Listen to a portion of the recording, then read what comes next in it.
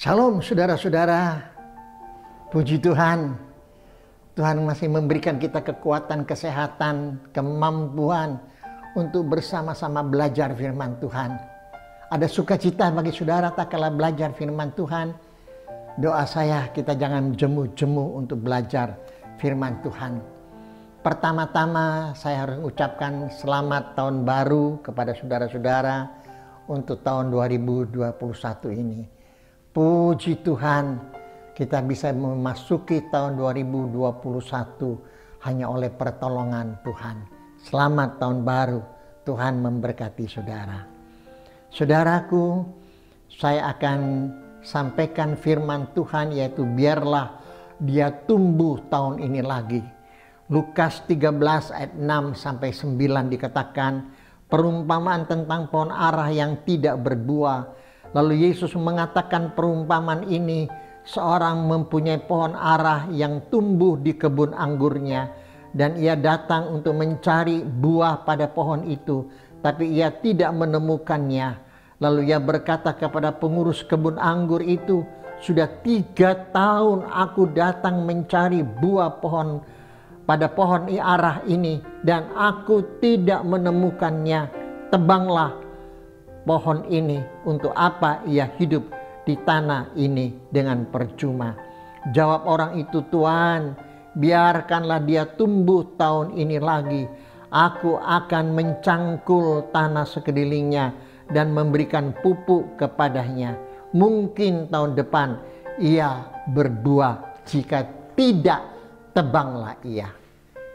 Saudaraku, tahun 83-85 saya ngontrak satu rumah di Kota Malang bersama dengan keluarga.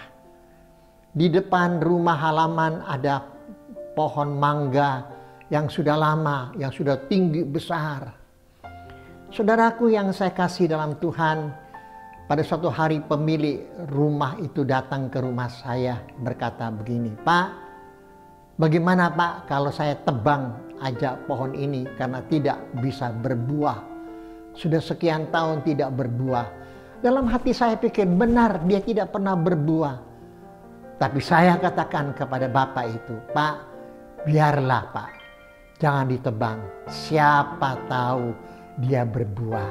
Tunggu sabar. Bapak itu dengar. Setelah itu lewatlah waktu 2 tahun saya kontrak rumah itu, lalu saya pindah ke luar kota. Saudaraku yang saya kasihi, beberapa tahun kemudian saya ketemu bahwa ternyata pohon mangga itu sudah ditebang oleh pemilik rumah. Lalu saya sempat tanya kepada pemilik rumah itu, kenapa Pak kok ditebang? Ngapain? Percuma, tidak pernah berbuah, hanya bikin susah orang. Tiap hari saya nyapu daunnya. Saudaraku, tidak ada gunanya, lebih baik ditebang. Dan kebetulan sekali rumah itu sekarang tidak jauh dari rumah saya yang tinggal sekarang ini. Saudaraku yang saya kasih dalam Tuhan, ayat firman Tuhan ini ada 3 hal yang perlu kita renungkan. Yang pertama adalah peringatan, warning. Orang Tionghoa katakan jingkau bagi saudara dan saya. Warning, peringatan saudaraku. Apakah saya sudah berbuah? Dan apakah saya mau berbuah di tahun ini? Jangan-jangan nanti ditebang oleh Tuhan. Peringatan bagi saudara. Maukah saudara berbuah? Yang kedua adalah anugerah. Pemilik kebun itu atau kebun itu mengatakannya, biarkanlah dia tahun ini. Siapa tahu dia masih bisa berbuah. Masih diberikan kesempatan, anugerah yang besar kepadanya. Saudaraku yang ketiga adalah diberikan kesempatan untuk bisa berbuah lagi. Bagaimanakah dengan saudara? Dalam Roma pasal 14 ayat 12 dikatakan, demikianlah setiap orang di antara kita memberi pertanggungjawab tentang dirinya sendiri kepada Allah. Dalam bahasa Indonesia sehari-hari dikatakan, jadi kita masing-masing harus mempertanggungjawabkan segala perbuatan kita kepada Allah. Wow, saudaraku, peringatan bagi kita. Mari kita mempertanggungjawabkan semuanya kepada Allah Tuhan kita akan seluruh hidup kita. Sudahkah saudara berbuah? Sudahkah saudara berkenan kepada Tuhan?